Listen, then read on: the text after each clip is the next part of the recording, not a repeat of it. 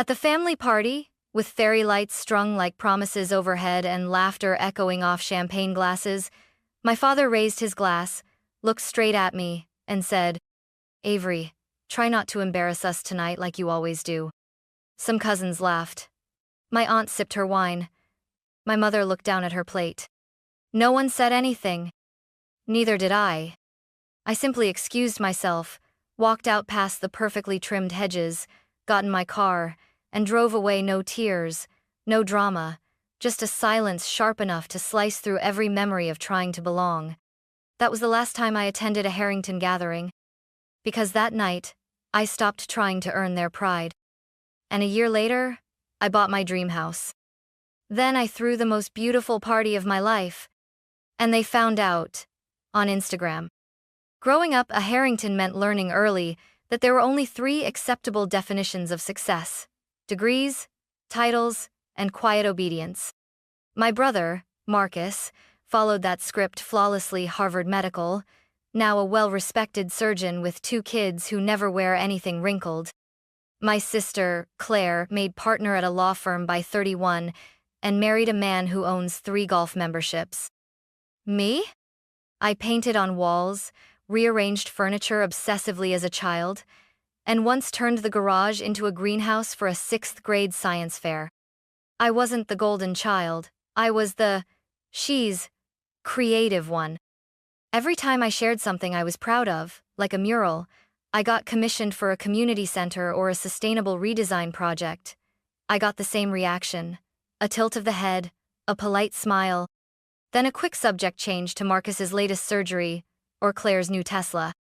I remember once overhearing my aunt tell someone at a wedding, "Avery's sweet, she just hasn't found her lane yet." I was 29, running my own small interior design studio. Living in a sunlit apartment I curated down to the last detail. But to them, I was still the strange one with candles and mood boards. They didn't see intention. They saw instability. They didn't hear passion. They heard risk. I tried, for years, to close the gap. I'd show up early to family dinners, offer to decorate for events, even helped redo my parents' entire living room free of charge.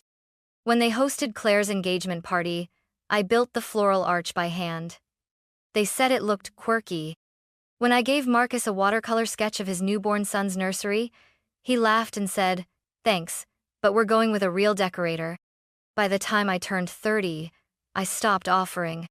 Not because I was angry, but because I realized some people will never respect a version of success they don't recognize. Holidays, for most people, are about warmth, tradition, shared memories. For me, they were landmines wrapped in ribbon. Every Thanksgiving, I'd walk in with a pie I baked from scratch, only to hear my dad say, "Claire brought wine, Marcus brought prime rib, Avery brought feelings, I guess." Everyone chuckled like it was clever. I'd just smile and head to the kitchen, where I belonged, apparently. At Christmas, while my siblings bragged about bonuses and real estate, someone would inevitably turn to me and ask, "So, are you still doing that feng shui stuff?" As if my career were a phase, like braces or journaling. The worst was Mother's Day 2 years ago. I had spent days designing a custom herb wall for my mom's garden. She loved cooking with fresh basil. I built it by hand, stenciled her initials in the corner. She barely looked at it. Meanwhile, Claire handed her a luxury handbag, and the room erupted in applause. No one even noticed I had dirt under my nails. They never yelled. They didn't need to. Everything was delivered with a smile, a clink of a glass, a pat on the shoulder, like passive aggression wrapped in monogrammed napkins. The unspoken message was always clear. I was the odd one, the aesthetic one, the disappointment who dressed nice but couldn't really contribute. I started dreading the invitations. Not because I didn't love family, but because every gathering became a mirror showing me just how invisible I truly was. One Easter, I arrived late, and my name card was missing. They gave me a paper one someone wrote in marker. Claire laughed. "Look, Avery's got the arts and crafts place." Even my chair wobbled. I tried to laugh it off. I always did. But with each smirk, each jab, something inside me dulled. It wasn't that I didn't belong. It was that they made sure I never forgot it. So by the time that anniversary party rolled around, the one where my father made that remark in front of 50 people, the damage wasn't sudden. It was slow. Cumulative. Like a canvas layered with so many insults it could no longer breathe. And that night, I finally stepped away from the painting. It was their 40th anniversary. The Harringtons rented out a country estate with twinkling garden lights, a jazz trio, and a string of catered courses no one could pronounce. Claire organized the seating chart. Marcus brought a slideshow. I wore a dress I made myself, silk, dusky rose, hand-stitched neckline. I thought maybe, just maybe, tonight would be different. During dinner, Claire raised her glass and toasted our parents with practiced grace. Marcus followed, quoting a philosopher I'd never heard of. Then, someone, probably Aunt Nadina, called out, "Avery, your turn." I hesitated. My fork hovered over lamb. Dad looked at me and smirked. "Sure. Let's hear from the family artist." I stood, heart thudding against my ribs. "I don't have a rehearsed speech," I began, "but I just wanted to say thank you for showing us that longevity in love is possible, even when—" That's as far as I got. My father raised his glass and cut me off, laughing. "Maybe spare us the poetry this time, huh? Let's keep it festive." The room chuckled. My cheeks burned. I opened my mouth, then closed it again. Everyone was watching. I smiled. Small, tight. Sat back down. No one said a word. Not even my mother. The band started playing again.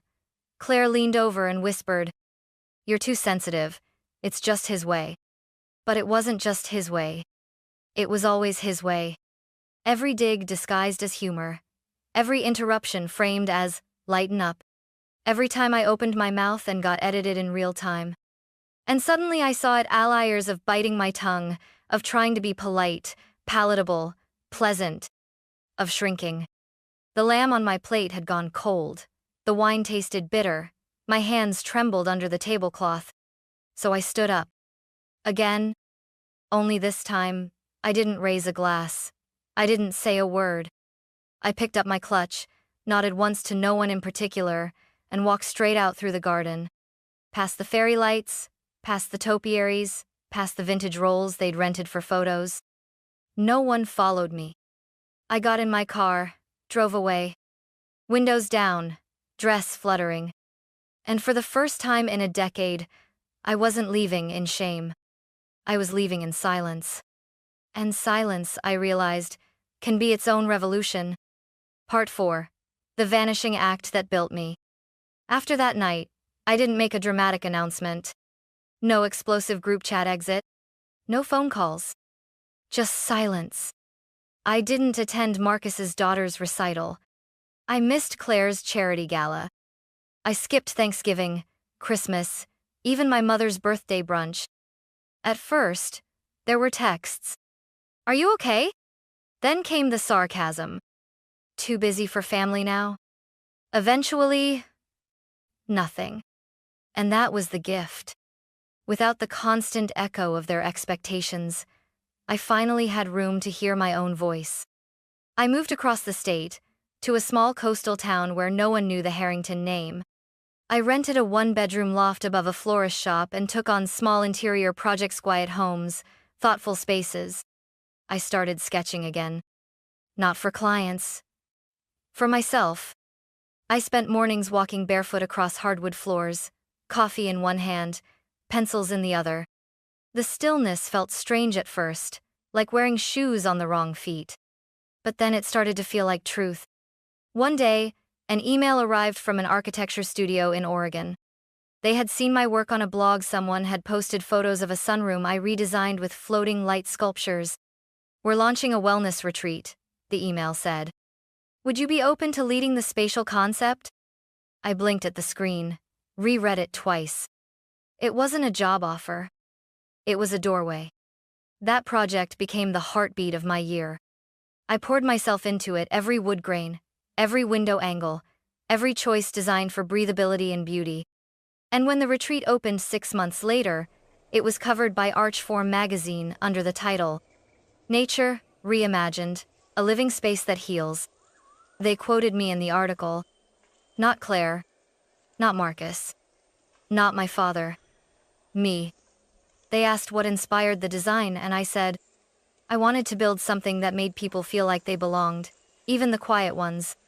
With the project's success came a bonus. Not millions, but enough. Enough to stop renting. Enough to choose. I found it one Sunday morning in architectural listing tucked in the corner of a paper catalog. A 2-story home tucked between pines, with wraparound glass walls, a garden that caught fog like silk, and a studio room with skylights. It wasn't perfect, but it felt like possibility. I closed the deal quietly, unpacked in silence. Hung my favorite print, you are allowed to take up space above the fireplace. No housewarming posts. No announcements. Just a whisper to myself. You're not an embarrassment. You're a beginning. And then I started planning the party. I called it the Gathering on the Invitations. White linen cardstock with blind-pressed floral embossing, hand-addressed in gold ink. No digital RSVP. No event page. Just an old-fashioned reply card tucked inside with one simple line. Let's celebrate what we build for ourselves. I mailed out 35 of them. To friends I met through design school, past clients who became lifelong allies, and 2 mentors who never stopped believing I was more than the artsy one. None went to anyone named Harrington. I wasn't trying to be cruel. I was choosing peace. The house was ready just in time. Honeyed wood floors, floor-to-ceiling windows, soft pendant lights that cast golden halos at dusk. The garden was where the real magic happened. I hung string lights from cedar posts, scattered rose petals down the stone walkway, and set a long oak table under a linen canopy. Everything was curated with intention. Candles made from bergamot and amber, floral arrangements grown by a woman I met at the farmer's market, a live acoustic duo playing Norah Jones and soft jazz classics. The chef I hired served slow-roasted root vegetables, herbed lamb, and lavender creme brulee in handmade ceramic dishes. People arrived just before sunset. They stepped through the entryway with wide eyes, letting out quiet gasps as they saw the light pouring through the space. This looks like a spread from Elle Decor, someone whispered. But no one said, Did your dad help with this? No one asked, Where's the rest of the family? Because these were people who knew my story. Not the edited version served with wine and judgment, but the real one.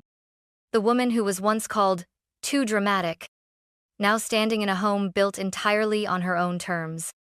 Later that night, after the toast, after the last song, after the second round of espresso martinis, my friend Zoe pulled me aside near the fire pit. You realize this is your homecoming, right? She said, smiling. I shook my head. No, I whispered. This is the first time I've ever arrived. Someone took a picture of me then. Standing barefoot on the porch, the garden behind me glowing like something out of a dream, string lights wrapped around my wrist like bracelets of light. Zoe posted it the next morning with the caption, She was never lost, just never allowed to lead. That photo? That caption? It lit the fuse. My DMs exploded. Old high school friends, college classmates, even my former art teacher commented, You've always been magic, Avery. But buried between the well wishes and confetti emojis were names I hadn't seen in months. Claire. Marcus. Mom. And then, Dad.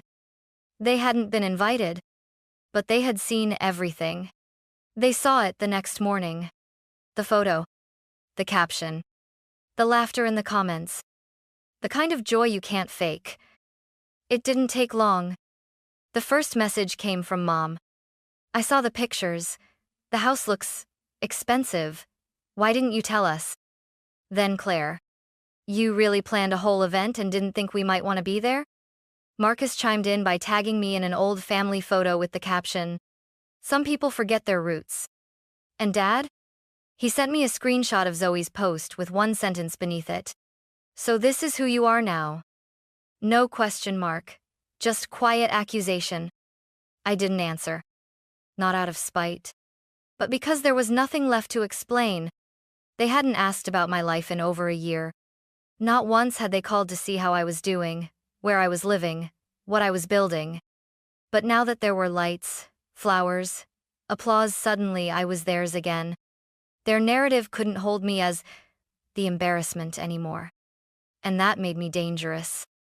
The next day, Claire posted a picture of a Harrington family dinner everyone at a long table, smiling tightly, a caption underneath. "Some things money can't buy. Real love, real connection." The comments poured in. Aunt Nadine. Exactly. Family first, no matter what. Mom. We raised our kids with love. That hasn't changed. Marcus. No egos here. Just roots that don't break. I didn't comment. I didn't react. But someone else did. Zoe screenshot the entire thread and sent it to me with one word. Performative. She wasn't wrong. Because it wasn't love that made them respond. It was loss of control. For the first time, they weren't the narrators of my life. And they couldn't stand it. 3 days later, an email arrived from Dad. Short, cold, heavy. Subject: your choices. Message: we saw everything. You embarrassed this family. You acted like we didn't exist. You made people think we don't love you. Maybe next time you should think before putting on a show. You should know. People are talking. People were talking. But not in the way he thought. I had just been asked to speak at a Women in Design conference in Vancouver. My inbox was full of collaborations. A podcast host reached out asking for a feature, how to build a life that doesn't ask for permission. And while my family tried to rewrite the narrative in real time, I was living proof of a truth they couldn't bend. I didn't need to prove them wrong. I just needed to stop trying to be right for them. That evening, I lit candles along the garden wall, sat under the stars with a glass of wine, and posted just one sentence to my story white text on black screen. Silence isn't distance. Sometimes it's healing. They watched it. All of them. But this time, they said nothing. The message came quietly. No group thread. No guilt-laced subject line. Just a single text from Claire. Coffee? Just us. No performance. I stared at it for a long moment. Then typed back. Neutral place. No expectations. We met at a quiet cafe, tucked between a bookstore and a flower shop, kind of sanctuary. She was already there when I arrived, tapping her spoon against a cappuccino, her shoulders unnaturally tight. Hey, she said. I sat down. Hey. For a moment, we said nothing. Then she exhaled hard, breaking the stillness. Look, I know we've been awful. I won't defend it. She stirred her drink slowly. But that party, seeing it online, not being there, it felt like a slap. I raised an eyebrow. A slap? Yes, we were excluded. I took a slow sip of my tea before replying. Claire, I've been excluded my entire life. From jokes, from conversations, from mattering. She looked down. I continued. That night wasn't about revenge. It was the first time I celebrated myself without apology. She nodded slowly. I get that now, or I'm trying to. There was silence again. But this time, it didn't feel combative. Claire finally said. You always scared us, Avery. You never fit into the blueprint. You felt unpredictable. I laughed quietly. You mean I didn't follow the family formula? She smiled faintly. Something like that. Then she looked up, eyes clearer. What would it take for us to try again? I leaned in, calm but firm. You don't get to rewrite me. You don't get to poke fun and call it just teasing. If you want to be in my life, you come in as an equal. No hierarchy, no performance, and absolutely no expectations of access. Claire blinked, then nodded. Okay, she whispered. That's fair. She didn't ask to see the house. Didn't ask for introductions, or invites, or favors. Just this. Can I try to do better? I looked at her for a long moment. You can try. It wasn't forgiveness. It wasn't closure. But it was real. And for the first time in years, I didn't feel like I had to shrink to be heard. 2 weeks later, I got an email from the editorial team at Hearth T Form, a design publication I'd admired for years. They wanted to do a full feature, Women Who Build Differently. I almost said no. Then I remembered how long I'd stayed small to make others feel big. I said yes. The interview was honest. I talked about leaving a life where I was constantly the footnote. About designing homes, not just for beauty, but for breadth. For people who had been made to feel like too much, or not enough. They asked about inspiration. I didn't name names. But I did say this. Sometimes, the places we leave shape us just as much as the ones we build. When the article came out, they used a photo of me standing barefoot in my studio, sunlight streaming through the skylight, paint smudges on my fingertips. The caption read, Avery Harrington, 33, built her space the way she lives, deliberately, and without asking for permission. It went quietly viral. Design clients reached out. Old professors sent notes of pride. Even a woman I once met at a networking event messaged, Your story helped me walk away from people who never clapped for me. And my family? They watched in silence. No more passive-aggressive posts. No more guilt-laced voicemails. Just the quiet realization that they no longer held the center of my orbit. That weekend, I hosted another dinner's mall, intimate. Mentors, friends, Zoe, and Claire.